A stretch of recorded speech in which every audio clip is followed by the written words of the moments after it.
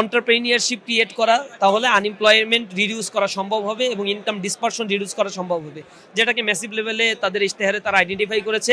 দ্বিতীয় হচ্ছে দারিদ্রতার ব্যাপারগুলো, আমাদের দারিদ্র সীমার নিচে যারা বসবাস করে প্রায় 6,40,00,000 মানুষ এই মুহূর্তে দারিদ্র সীমার নিচে বসবাস করছে। এটা একটা হিউজ একটা অ্যামাউন্ট। এই 6,40,00,000 মানুষ হচ্ছে টোটাল আমাদের পপুলেশনের 1/3।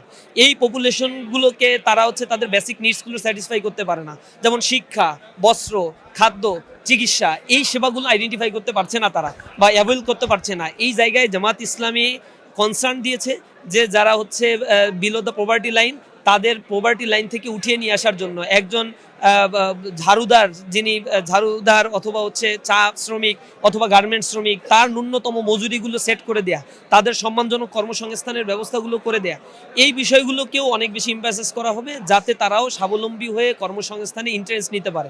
আরেকটা বড় প্রবলেম আমাদের সোসাইটিতে, সেটা হচ্ছে করাপশন, যেটা এভরিহায়ার করাপশন। আমাদের সোশ্যাল সেফটি নেট প্রোগ্রামের আন্ডারে বাংলাদেশ গভর্নমেন্টের 1,20,000 কোটি টাকা বাজেট করা হয়, যেটা টোটাল বাজেটের 6/1 এই সোশ্যাল সেফটি নেট প্রোগ্রামগুলো সবসময় অ্যাবিউজ হয় এবং আমরা দেখতে পেয়েছি এগুলো সরকারে যারা থাকে সেই সরকারের কর্তা ব্যক্তিরা, এমপি, মন্ত্রী এবং রুট লেভেল পর্যন্ত যারা কাজ করে অথবা আমলা পর্যায়ে, এই টাকাগুলো সঠিকভাবে সোশ্যাল সেফটি নেট প্রোগ্রামের আওতায় ব্যবহৃত হয় না। এই জায়গায় জামাত ইসলামী দুর্নীতিমুক্ত একটা সমাজ উপহার দিয়ে সোশ্যাল সেফটি নেটের সম্পূর্ণ টাকাগুলো যাদের কাছে যাওয়ার তাদের কাছে পৌঁছে দেওয়ার জন্য সর্বোচ্চ তারা চেষ্টা করবে। এমনভাবে তারা প্রবলেমগুলোকে আইডেন্টিফাই করেছে রাষ্ট্রের, এবং এই প্রবলেমগুলো রিডিউস করার জন্য কি করণীয় সেগুলো তারা তাদের ইশতেহারে বর্ণনা করেছে। আমি মনে করি এই ইশতেহারটা হচ্ছে যুগোপযোগী এবং মানে মডার্ন এই সোসাইটির জন্য, আল্ট্রা মডার্ন সোসাইটির জন্য অনেক বেশি উপযোগী।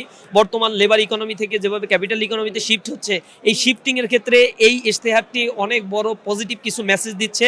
মানুষের বেসিক নিডস কিভাবে ফিল আপ করবে সেই বিষয়গুলোতেও তারা খুব বেশি গুরুত্ব দিয়ে ইশতেহারকে তারা গড়ে মানে মানুষের সামনে, জাতির সামনে উপস্থাপন করার চেষ্টা করছে।